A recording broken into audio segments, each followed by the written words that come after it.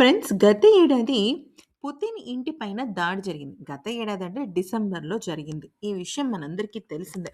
అయితే ఈ దాడికి ప్రధానమైన కారణం ఎవరనుకున్నారు అంటే ఖచ్చితంగా మనందరం కూడా జెలెన్స్కీ అనుకుంటాం. ఎందుకనంటే ఉక్రెయిన్ నుంచే ఈ యుద్ధం వచ్చిందని అనుకుంటాం. కాకపోతే ఈ క్రమంలో రష్యా పైన అంటే పుతిన్ ఇంటి పైన దాడి జరిగిన నేపథ్యంలో ఇక పుతిన్ ట్రంప్‌కి దిమ్మ తిరిగే షాక్ ఇచ్చాడు. ఒక్క మాటలో చెప్పాలి అంటే అసలు స్ట్రెయిట్ వార్నింగ్ ఇచ్చాడా అనేంతగా తన ఒక చర్యలున్నాయి. అదేంటి అనుకుంటున్నారా? ఇప్పుడు మనం చాలా విషయాలైతే తెలుసుకోవాలి. అయితే పుతిన్ ఇంటి పైన దాడి జరిగింది. అయితే ఆ దాడి జరిగింది అని మనకు తెలిసిన తర్వాత ఫస్ట్ మన చూపంతా కూడా ఎవరి వైపు వెళ్తుంది? ఉక్రెయిన్ పైన వెళ్తుంది. జెలెన్స్కీ పైన వెళ్తుందనమాట. అలాగే అక్కడ రష్యా వాళ్ళకి కూడా అలాగే అనిపిస్తుంది. కాకపోతే ఇక్కడ ఏమైంది అంటే ఊహించని ఒక దాడి జరిగిందనమాట. అంటే ఊహించని ఒక పరిణామం చోటు చేసుకుంది. రాత్రికి రాత్రే రష్యాలోకి అమెరికాకి సంబంధించిన మిలిటరీ వాళ్ళు అడుగుపెట్టారు. అటు రష్యాకి సంబంధించిన వాళ్ళు, ఇటు మన అమెరికాకి సంబంధించిన వాళ్ళు చాలా వేగంగా మీటింగ్స్ పెట్టుకుంటున్నారు. అదేంటి? ఎందుకు మీటింగ్స్ రష్యా అలాగే అమెరికా మధ్య జరుగుతోంది అంటే ఇక్కడే అసలైన తిరకాసు ఉంది. రష్యా నోవ్గోరోడ్ రీజియన్‌లో జరిగిన డ్రోన్ దాడి ప్రెసిడెంట్ నివాసాన్ని టార్గెట్ చేసిందన్న ఆరోపణ ఉంది కదా! మాస్కో ఈ దాడికి ఉక్రెయిన్ నిందించింది. కానీ కీవ్ అంటే ఉక్రెయిన్ దీన్ని తీవ్రంగా తిరస్కరించింది. ఉక్రెయిన్ అన్నది రష్యా తమ ఆరోపణలకు ఎలాంటి ఆధారాలు ఇవ్వలేదన్నమాట. దీని తర్వాత రష్యా ఒక వీడియో విడుదల చేసింది. అందులో మంచు మధ్య అడవి ప్రాంతంలో పడిపోయిన డ్యామేజ్ అయిన డ్రోన్‌ను చూపించారు. మూడవ పాయింట్ ఏంటంటే ఇక్కడ యూఎస్ ప్రెసిడెంట్ డొనాల్డ్ ట్రంప్ ఈ ఘటన గురించి తెలుసుకొని కోపపడ్డాడనమాట. అంటే ట్రంప్ ఏమంటున్నాడంటే, "మేము ఎంతసేపటికి మిమ్మల్ని అంటే రష్యా వాళ్ళని అలాగే ఉక్రెయిన్‌ని కలిపి శాంతి చర్చలు చేద్దాం అనుకుంటుంటే, మీరేంటి రష్యా వాళ్ళు కావాలనే మీకు మీరే ఫ్యాబ్రికేషన్ చేసేసుకొని అంటే వాళ్ళకి వాళ్ళే వాళ్ళ పైన దాడి చేసుకొని, అది కాస్త ఎక్కడో అంటే కీవ్ మీద అంటే ఉక్రెయిన్ మీద తోసేస్తున్నారని మాట్లాడుతూ చెప్పుకుంటూ వచ్చాడనమాట. అసలేమన్నాడు ట్రంప్ అంటే, "నాకిది ఇష్టం లేదు. ఇది మంచిది కాదు. ఈరోజు ప్రెసిడెంట్ పుతిన్ నుంచి నేను దీని గురించి తెలుసుకున్నాను. నాకు చాలా కోపం వచ్చింది. అయితే దీన్ని నేను పూర్తిగా ఖండిస్తున్నాను" అంటూ చెప్పడం అయితే జరిగిందనమాట. ఇంకా బుధవారం నాటికి ట్రంప్ మరింత ఆహ్, అనుమానాస్పదంగా మారిపోయాడనమాట దీని ఫ్రెండ్స్ గురించి. రష్యా డిఫెన్స్ మినిస్ట్రీ టెలిగ్రామ్‌లో ఒక వీడియో విడుదల చేసింది. ఆ వీడియోలో Russia main intelligence directorate chief అయిన ఇగోర్ కోస్టుకేవ్ మరియు మాస్కోలోని యూఎస్ మిలిటరీ అటాచే ఆఫీసర్ నుంచి వచ్చిన ఒక ప్రతినిధి మధ్య మీటింగ్ అయితే జరుగుతున్నట్టు చూపించారు. అసలు రష్యా మీద దాడి జరిగితే ఎందుకని అమెరికా వాళ్ళని పిలిపించారు? ముఖ్యంగా అమెరికాకు సంబంధించిన మిలిటరీని పిలిపించి ఎందుకని వాళ్ళు మీటింగ్ పెట్టుకున్నారు అంటే, ఈ మీటింగ్ ముఖ్య ఉద్దేశం ఆరోపించబడిన ఎందుకనంటే డ్రోన్ ఇక్కడ దాడికి సంబంధించిన వీళ్ళు రష్యా మెటీరియల్స్, వాళ్ళు ఉక్రెయిన్ ఆధారాలు పైన అన్నీ కూడా నిందలేసారు కదా! అమెరికాకు సో, అందజేయడం అన్నమాట. ఉక్రెయిన్ ఏంటంటే అయితే పూర్తిగా రష్యన్ తిరస్కరించింది. అధికారులు ఈ అంతే ఆధారాలను కాకుండా ఘటనతో రష్యా లింక్ అయినవన్నీ కూడా డిస్‌ఇన్ఫర్మేషన్ అని చెప్పుకొచ్చారు. చెప్పేసి వాళ్ళ పైన మళ్ళీ తిరిగి బ్లేమ్ చేసింది. ఇక ఉక్రెయిన్ పుతిన్‌ను టార్గెట్ చేయలేదని నిర్ధారించిందన్నమాట. అయితే మరి రష్యా వాళ్ళు ఎందుకని అమెరికాకు డ్రోన్స్ ఆధారాలు చూపించారంటే, మెయిన్ రీజన్ ఏంటంటే అంటే ఇది రష్యా వెర్షన్ గురించి చెప్పాలి అంటే, రష్యా ఆరోపించిన దాని ప్రకారం ఉక్రెయిన్ 91 డ్రోన్‌లతో పుతిన్ నివాసాన్ని దాడి చేసింది. వాళ్ళు డ్రోన్ శిథిలాలని మరియు నేవిగేషన్ డివైసెస్‌ను రికవర్ చేశారని, అందులో డేటా డీకోడ్ చేసి టార్గెట్ పుతిన్ రెసిడెన్స్ అని ప్రూవ్ అయిందని వాళ్ళు చాలా స్పష్టంగా చెప్పారు. అయితే యూఎస్ మిలిటరీ అటాచే ప్రతినిధి మీటింగ్‌లో ఆ డివైస్ అంటే ఆ కంట్రోలర్స్ ఏవైతే ఉంటాయో మరియు డిస్క్రిప్షన్ డైరెక్ట్‌గా ఇచ్చారు.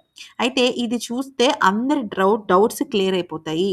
ట్రూత్ తెలుస్తుందని చెప్పడం అయితే జరిగింది. అసలు ఉద్దేశ్యం ఏంటంటే రష్యా ఈ ఆరోపణలతో అమెరికాను కన్విన్స్ చేయాలని ట్రై చేసింది.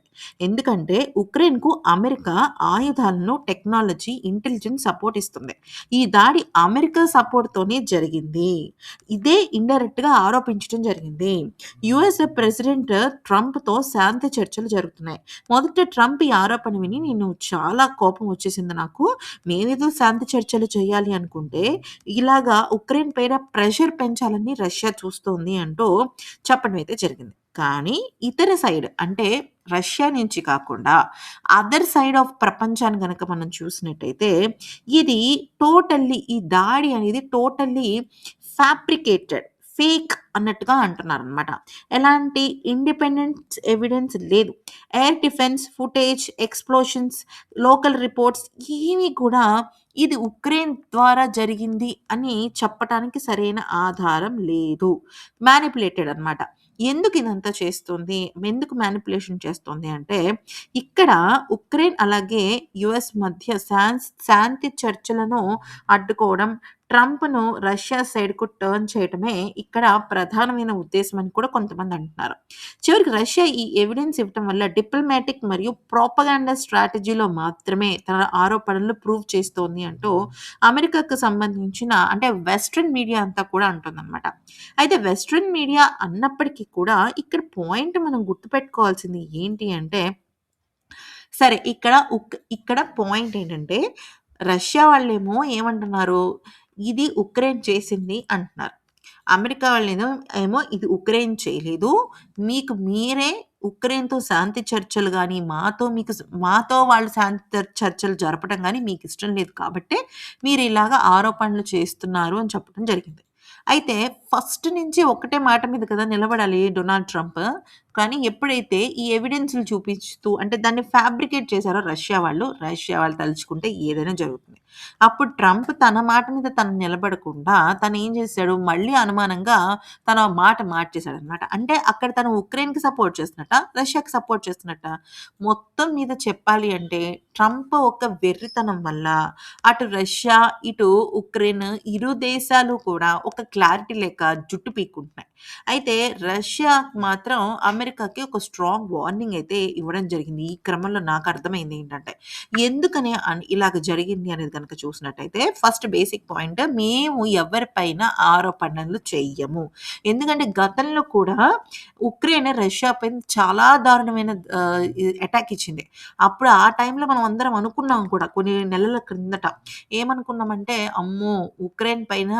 ఉక్రెయిన్ రష్యా పైన చాలా దాడి చేసింది. మీకు గుర్తుందా? ఒక కంటైనర్ ద్వారా వెళ్ళి సడెన్‌గా డ్రోన్స్ అన్నీ లేచి అవంతట అవే అటాక్ చేసి చచ్చిపోయే డ్రోన్స్ అవన్నీ.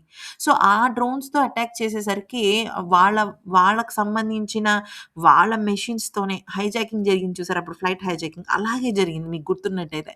అయితే అలాగా జరిగిన తర్వాత మళ్ళీ రష్యా పైన ఉక్రెయిన్ దాడి చేయకుండా ఎలా ఉంటుంది? అయితే కావాలనే అమెరికా రష్యాని రెచ్చగొడుతోంది అనేసి రష్యా వాదన. నాకు కూడా అదే అనిపిస్తుంది. ఎందుకనంటే ఇక ఇంత స్టేజ్‌కొచ్చేసిన తర్వాత ఎలాగైనా ట్రంప్‌కున్న ఒకే ఒక్క కోరిక ఏంటంటే ఉక్రెయిన్, రష్యా ట్రంప్ చేతుల మీదుగానే కలవాలి. ఎక్కడ కూడా భారత్‌కి ఆ క్రెడిట్ రాకూడదు. లేదా వేరే వేరే దేశాలకు ఆ క్రెడిట్ రాకూడదు. యాక్చువల్లీ ఇప్పుడున్న పరిస్థితులను బట్టి కనుక చూసుకున్నట్టయితే ఒక్క మన భారతదేశానికే చాలా మంచి పట్టుంది. ఎలా అయినా ఉక్రెయిన్‌ని అలాగే రష్యాని కలపడానికి. ఎందుకంటే రష్యా అధ్యక్షుడు పుతిన్ వెళ్ళిపోయిన తర్వాత జెలెన్స్కీ భారత్‌కి రావడానికి చాలా విశ్వ ప్రయత్నాలు చేశాడు. సో, వీటన్నిటిని దృష్టిలో పెట్టుకునే ట్రంప్‌కి కంగారు మొదలైపోయింది. ఎక్కడ ఏది ఆగటం లేదు. దాంతో శాంతి చర్చలంటున్నాడు. దాడికి దిగుతున్నాడు. యూఎస్ మిలిటరీ వాళ్ళని రష్యాకి పంపిస్తున్నాడు.